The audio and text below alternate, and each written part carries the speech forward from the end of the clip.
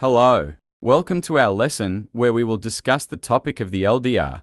A light-dependent resistor, also known as a photoresistor or photocell, is a type of resistor whose resistance varies significantly with the amount of light falling on it. LDRs are made from semiconductor materials that exhibit photoconductivity, meaning their electrical conductivity increases with exposure to light. With increasing light intensity, the resistance of the LDR decreases, and with decreasing light intensity, its resistance increases. The LDR uses this property to act as a switch in the circuit. On the screen, you can see the electronic symbol for the LDR. LDRs come in various sizes, like 5mm or 10mm. Through a multimeter, we symbolically display the working principle of the LDR. The resistance of the LDR decreases as light intensity increases, and it shows maximum resistance when the light intensity decreases. LDRs find use in a variety of applications. They are employed in automatic headlight systems in vehicles. When you enter a tunnel and the ambient light diminishes, the LDR acts as a switch, triggering the headlights to turn on.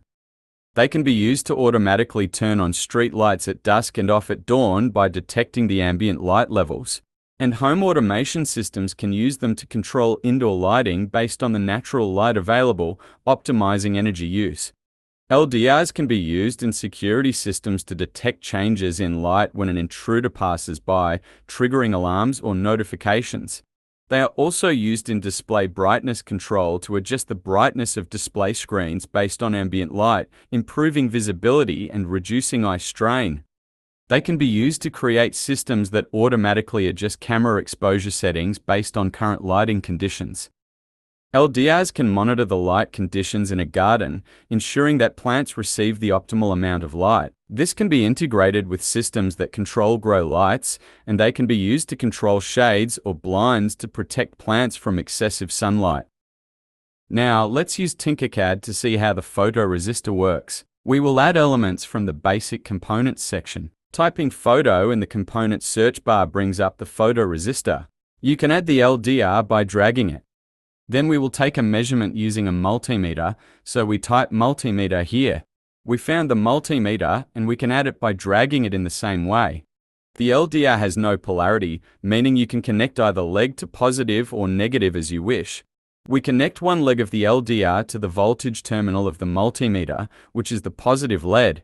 Since it's the voltage line, we can make this wire red. Then we connect the other leg of the LDR to the ground terminal of the multimeter. We can color this wire black because it connects to the ground terminal. We will now run the simulation. After starting the simulation, switch the multimeter to the resistance measurement mode. Next, click on the photoresistor in the simulation. The light intensity is currently at its lowest level, and at this lowest level, the resistance is measured as maximum, which is 180 kiloohms on the multimeter. As the light intensity increases, the resistance value decreases. When the light intensity is at its maximum, the resistance drops to as low as 506 ohms.